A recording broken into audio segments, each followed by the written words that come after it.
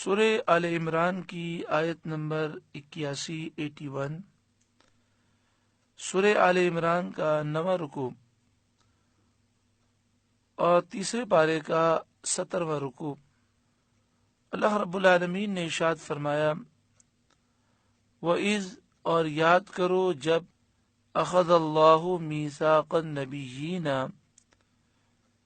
اللہ نے نبیوں سے ان کا عہد لیا، لما آتیتکم من کتاب و حکمہ جو میں تم کو کتاب اور حکمت دوں، ثم جاءکم رسول پھر تمہارے پاس وہ رسول تشریف لائیں، مصدق لما معکم کہ تمہاری کتابوں کی تصدیق فرمانے والے ہیں، لتؤمنن بہ تم ضرور بضرور ان پر ایمان لانا، وَلَتَنْصُرُنَّ اور ضرور بضرور ان کی مدد کرنا۔ اعلی حضرت امام اہل سنت امام احمد رضا علیہ رحمہ کے خلیفہ صدر الافاضل حضرت علامہ مولانا نعیم الدین مراد آبادی علیہ رحمہ اپنی تفسیر خزائن العرفان میں لکھتے ہیں، حضرت علی مرتضی رضی اللہ تعالی عنہ نے فرمایا، اللہ تعالی نے حضرت آدم علیہ السلام اور ان کے بعد جس کسی کو نبوت عطا فرمائی ان سے سید انبیاء محمد مصطفیٰ صلی اللہ علیہ وآلہ وسلم کی نسبت عہد لیا، اور ان انبیاء نے اپنی قوموں سے عہد لیا کہ اگر ان کی حیات میں سید عالم صلی اللہ تعالی علیہ وسلم مبعوث ہوں تو آپ پر ایمان لائیں اور آپ کی نصرت کریں۔ اس سے ثابت ہوا کہ حضور صلی اللہ تعالی علیہ وآلہ وسلم تمام انبیاء میں سب سے افضل ہیں۔ اس آیت کریمہ میں یہ واضح بیان کیا گیا کہ اللہ تعالیٰ نے ہر نبی سے یہ عہد لیا کہ جب نبی آخر الزمان صلی اللہ علیہ وآلہ وسلم تشریف لائیں تو تم ان پر ضرور ایمان لانا اور ضرور ان کی مدد کرنا۔ اور مفسرین فرماتے ہیں کہ انبیاء نے اپنی امتوں سے اس بات کا عہد لیا۔ بعض مفسرین فرماتے ہیں کہ عالم ارواح میں جبکہ ابھی یہ کائنات نہیں بنی تھی، اللہ تعالیٰ نے عالم ارواح میں انبیاء کی روحوں کو جمع کیا اور ان سے یہ عہد لیا۔ عالم ارواح میں اللہ تعالیٰ نے اپنے محبوب صلی اللہ علیہ وسلم کی شان و عظمت کو بیان فرمایا، اور تمام انبیاء کی روحیں جمع ہوئیں اور نبی اکرم صلی اللہ علیہ وآلہ وسلم کی شان و عظمت کو انہوں نے سماعت کیا۔ حضور کی شان و عظمت بیان کرنے والا رب العالمین اور سننے والے انبیاء، کس قدر ہم خوش نصیب ہیں کہ ہم نبی اکرم صلی اللہ علیہ وآلہ وسلم کی شان و عظمت کو بیان کرتے ہیں۔ یہ تو اللہ رب العالمین کا طریقہ ہے، اس کے محبوب بندوں کا طریقہ ہے، انبیاء کا طریقہ ہے کہ ہر نبی نے اپنی قوم کو نبی اکرم صلی اللہ علیہ وآلہ وسلم کی فضائل سنائے۔ تو جب اللہ تعالیٰ نے یہ فرمایا کہ تم ضرور بضرور ان پر ایمان لانا اور ضرور بضرور ان کی مدد کرنا، آگے ارشاد فرمایا، قال فرمایا، اقررتم کیا تم نے اقرار کیا، واخذتم علی ذالکم اسری اور اس پر میرا بھاری ذمہ لیا، قالوا اقررنا سب نے عرض کی ہم نے اقرار کیا، قال فاشہدوا فرمایا تو ایک دوسرے پر گواہ ہو جاؤ، وَأَنَا مَعَكُمْ مِنَ الشَّاهِدِينَ اور میں آپ تمہارے ساتھ گواہوں میں ہوں، میں تمہارے ساتھ گواہوں میں ہوں۔ فمن تولی بعد ذلک، تو جو کوئی اس عہد کے بعد اس سے پھر جائے، فاولئک هم الفاسقون، تو وہی لوگ فاسق ہیں، ایمان سے خارج ہیں۔ افغیر دین اللہ یبغون، تو کیا اللہ کے دین کے سوا اور دین چاہتے ہیں؟ عہد کے بعد اور دلائل واضح ہونے کے باوجود کسی اور دین کی تلاش میں ہیں یہ لوگ۔ وَلَهُ أَسْلَمَ، اور اسی کے حضور گردن جھکائے ہوئے ہیں سارے کے سارے، من فی السماوات، جو آسمانوں میں ہیں، والارض، اور جو زمین میں ہے، طوعاً، خوشی سے۔ یہ وہ لوگ ہیں جو دلائل میں نظر کرتے ہیں، انصاف اختیار کرتے ہیں اور دل سے ایمان لاتے ہیں۔ یہ ایمان لانا، یہ فرما برداری کرنا ان کو فائدہ دیتا ہے اور نفع پہنچاتا ہے۔ وَكَرْهًا، اور مجبوری سے، کسی خوف کی وجہ سے یا عذاب کو دیکھ لینے کی وجہ سے۔ اس آیت کریمہ کے تحت مفسرین نے یہ کلام لکھا کہ دنیا کے جتنے کافر ہیں، جب یہ مرتے ہیں تو اس وقت ان پر حقیقت واضح ہو جاتی ہے اور اس وقت وہ ایمان لانے کی کوشش کرتے ہیں، لیکن اس وقت کا ایمان قبول نہیں کیا جاتا۔ اسی طرح کل بروز قیامت جب کافر اٹھیں گے تو اس وقت وہ ساری چیزیں مان لیں گے، لیکن اس وقت کا ماننا قبول نہ کیا جائے گا۔ وَإِلَيْهِ يُرْجَعُونَ، اور اسی کی طرف وہ لوٹائے جائیں گے۔ قل، اے محبوب آپ فرما دیجئے، آمنا باللہ، ہم ایمان لائے اللہ پر، وما انزل علینا، اور اس پر جو ہماری طرف اترا، وما انزل علی ابراہیم، اور اس پر ہم ایمان لائے جو اترا ابراہیم پر، و اسماعیل و اسحاق و یعقوب، اسماعیل اور اسحاق اور یعقوب پر، والاسباط، اور ان کے بیٹوں پر، یعنی یعقوب علیہ السلام کی اولاد میں جو نبی ہوئے ان پر جو نازل ہوا، ہم اس پر ایمان لائے۔ وما اوتی موسیٰ و عیسیٰ والنبیون من ربہم، اور جو موسیٰ علیہ السلام اور عیسیٰ علیہ السلام اور دیگر نبیوں کو ان کے رب کی طرف سے دیا گیا، ہم اس پر ایمان لائے۔ لا نفرق بین احد منہم، ہم ان میں کسی پر ایمان میں فرق نہیں کرتے، یعنی جیسا کہ یہودیوں اور عیسائیوں نے کیا کہ وہ بعض پر ایمان لائے، بعض کے وہ منکر ہو گئے۔ عیسائیوں نے نبی اکرم صلی اللہ علیہ وآلہ وسلم اور قرآن پاک کا انکار کیا، یہودیوں نے عیسیٰ علیہ السلام اور پیارے آقا صلی اللہ علیہ وآلہ وسلم اور قرآن پاک اور انجیل کا انہوں نے انکار کیا۔ اسی طرح یہودیوں نے حضرت سلیمان علیہ السلام کو نبی ماننے سے انکار کر دیا، اور نعوذ باللہ من ذالک، وہ حضرت سلیمان علیہ السلام کو جادوگر کہتے تھے، نعوذ باللہ من ذالک۔ لا نفرق بین احد منہم، ہم ان میں کسی پر ایمان میں فرق نہیں کرتے، ایسا نہیں کہ کسی پر ایمان لائیں کسی پر ایمان نہ لائیں، بلکہ سارے نبیوں پر ہم ایمان رکھتے ہیں۔ یہ پہلے بھی وضاحت ہو چکی ہے کہ لا نفرق بین احد منہم کے معنی یہ ہے کہ ہم سب پر ایمان رکھتے ہیں، ایمان لانے میں کسی میں فرق نہیں کرتے، سب نبیوں کو نبی مانتے ہیں۔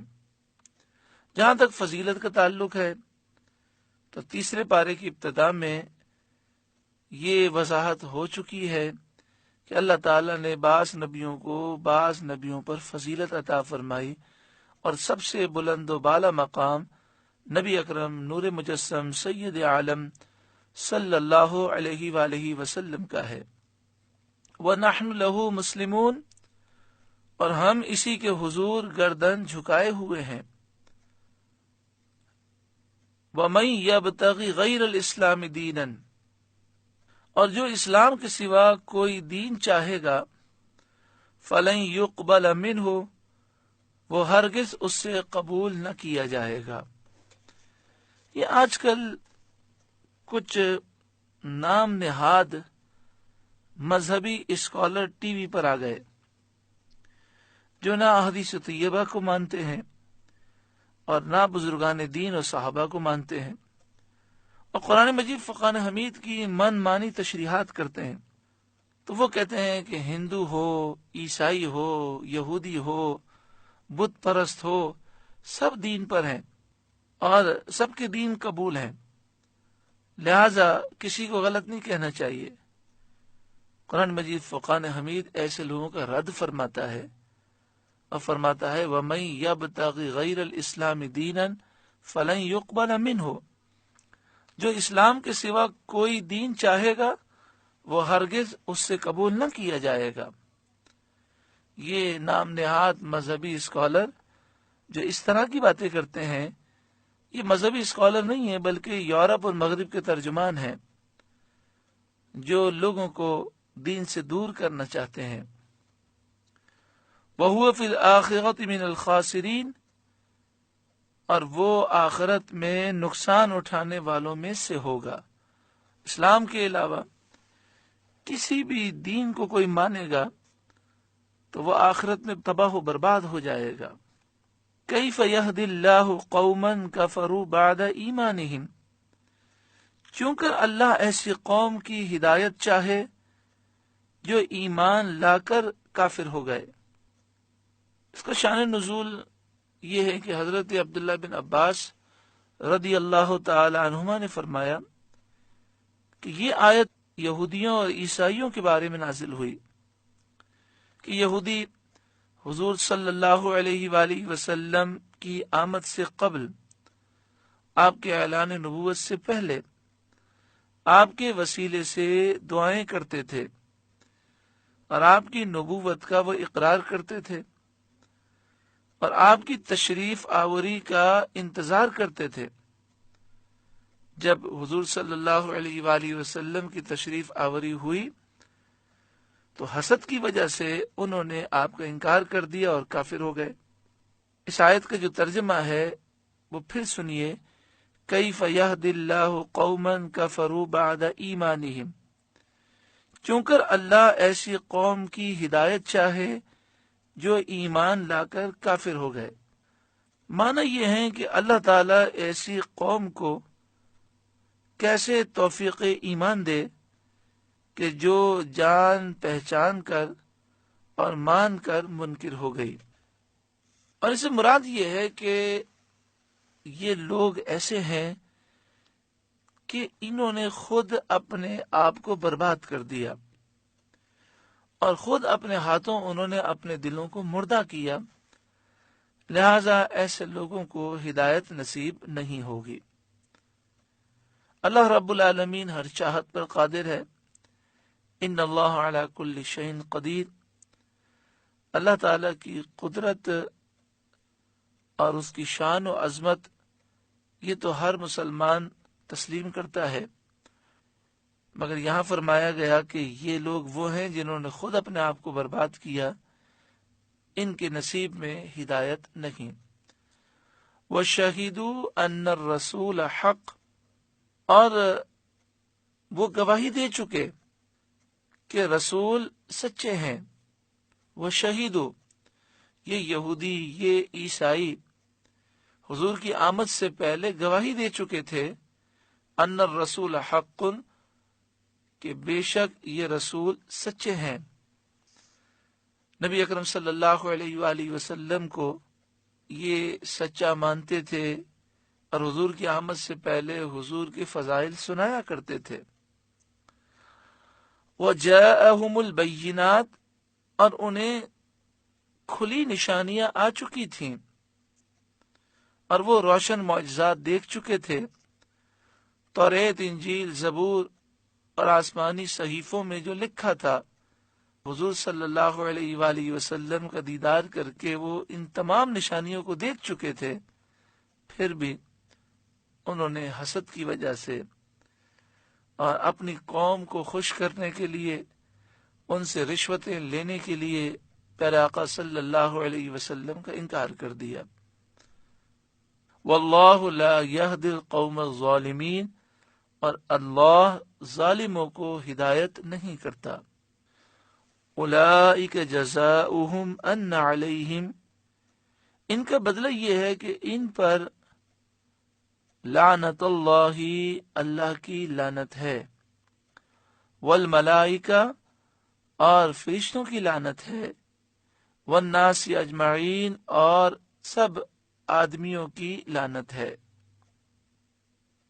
خالدین فیہا، ہمیشہ اس میں رہیں گے، لا یخفف عنہم العذاب، نہ ان پر سے عذاب ہلکا ہوگا، ولا ہم ینظرون، اور نہ انہیں مہلت دی جائے گی، الا الذین تابوا من بعد ذلک، مگر جنہوں نے اس کے بعد توبہ کی اور وہ کفر سے باز آ گئے، وہ اصلحوا، اور اپنے آپ کو درست کر لیا، گناہوں سے دور ہو گئے، اپنی اصلاح کر لی، فإن اللہ غفور الرحیم، تو ضرور اللہ بخشنے والا مہربان ہے۔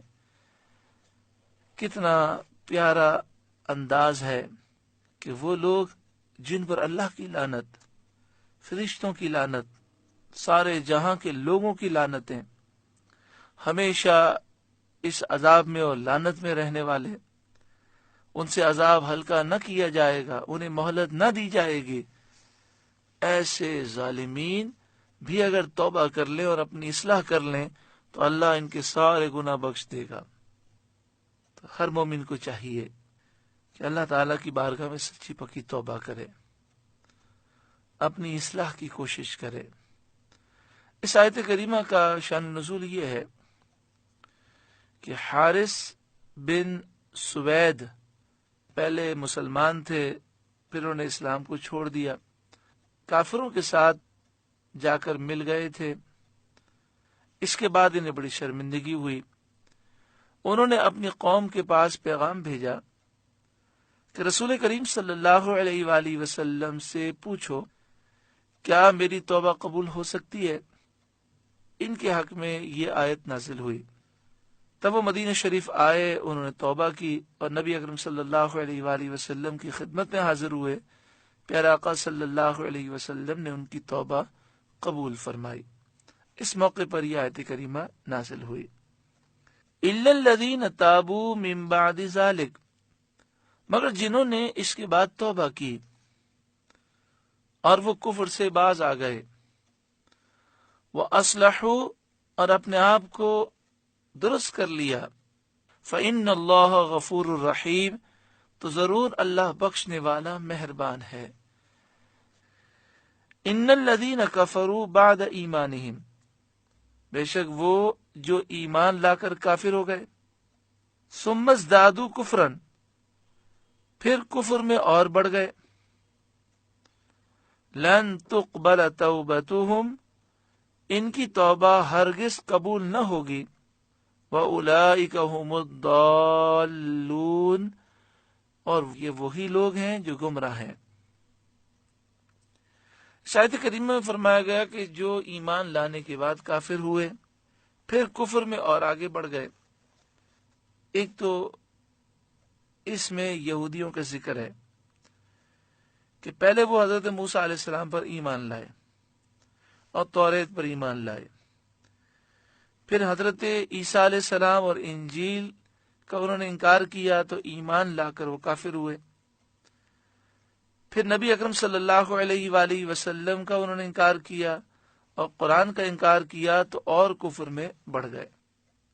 اسی طرح یہ بھی فرمایا گیا کہ تمام یہودی، تمام عیسائی نبی اکرم صلی اللہ علیہ وآلہ وسلم کی آمد سے پہلے آپ کی تعریفیں، آپ کی صفات اپنی کتابوں میں دیکھ کر وہ آپ پر ایمان لائے، اور جب آپ ظاہر ہوئے تو انہوں نے انکار کر دیا، کافر ہو گئے، پھر آپ کی مزید مخالفت کر کے کفر میں اور شدید ہو گئے۔ یہاں یہ فرمایا گیا کہ لن تقبل توبتہم، ان کی توبہ ہرگز قبول نہ ہوگی۔ تو اس سے کیا مراد ہے؟